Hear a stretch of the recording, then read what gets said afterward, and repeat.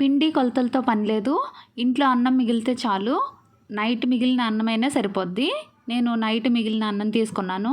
First అయితే mixie jar తీసుకోవాలి. ఈ మిగిలిన అన్నాన్ని మిక్సీ జార్లో వేసేసుకోవాలి.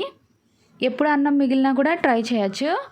1 గ్లాస్ వరకు వాటర్ పోసుకొని ఇది మూత పెట్టేసుకొని గ్రైండ్ చేసుకుందాము. మెత్తని స్మూత్ పేస్ట్ లాగా చేసుకోవాలి.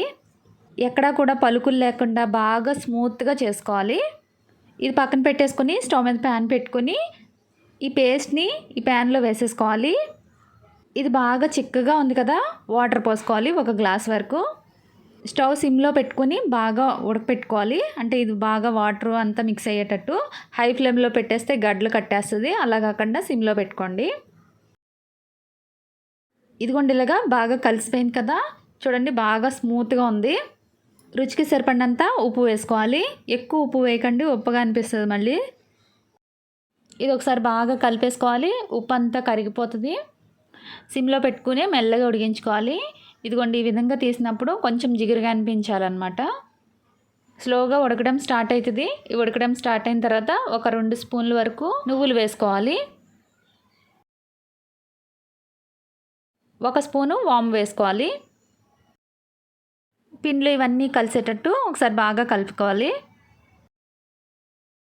ఒక మిక్సీ జార్ తీసుకుని చిన్నది 4 పచ్చిమిర్చి వేసుకోవాలి. ఇది కొంచెం కోర్స్గా గ్రైండ్ చేసుకోవాలి.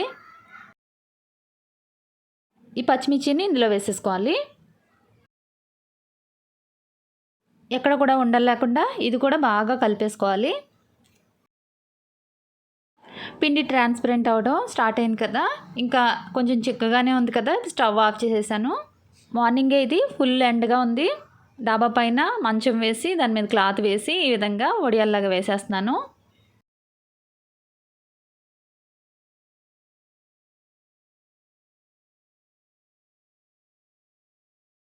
ఒక్క రోజులో అయితే వారిపోయినాయి చూడండి. ఎండ ఎంత బాగా వేస్తుందో. నెక్స్ట్ డే అనమాట ఇది. వాటర్ పైనుంచి చల్లేసుకొని ఒక్కొక్కటిగా ఈ విధంగా తీసేసుకోవాలి. పూర్తిగా అయితే ఆరిపోయాయి. అక్కడక్కడ నువ్వులు కనిపిస్తున్నాయి, వాము కనిపిస్తుంది కదా, చాలా చక్కగా ఉంటాయి ఇవి. ఇవి ప్లేట్లోకి తీసేసుకొని ఫుల్ ఎండలో పెట్టేశాను. వీటితో పాటు మజ్జిగ మిరపకాయలు, పెసరొడియాలు ఇవి కూడా పెట్టాను. ఆల్రెడీ వీడియోస్ పోస్ట్ చేశాను చూడండి. ఫుల్ ఎండ ఉంది. ఈరోజు ఈవినింగ్కే ఆరిపోతాయి అనుకున్నాను. నెక్స్ట్ డే కూడా ఒకసారి పెట్టాను. ఎంత బాగా ఆరితే అంత బాగుంటాయి. వేయించేటప్పుడు బాగా పొంగుతాయి. ఆయిల్లో ఫ్రై చేసుకుంటే ఎంత చక్కగా పొంగాయో చూడండి. నువ్వులు వాము వేసాం కదా, టేస్ట్ అయితే చాలా డిఫరెంట్గా ఉంటుంది. తప్పకుండా ట్రై చేయండి. పిండితో పని లేకుండా మిగిలిన అన్నంతో ఈజీగా చూడండి ఎంత చక్కగా పొంగుతూ వచ్చాయో. వీడియో ఎలా ఉందో కామెంట్ చేసి చెప్పండి. నచ్చితే లైక్ చేయండి friends. Thanks for watching. Bye bye.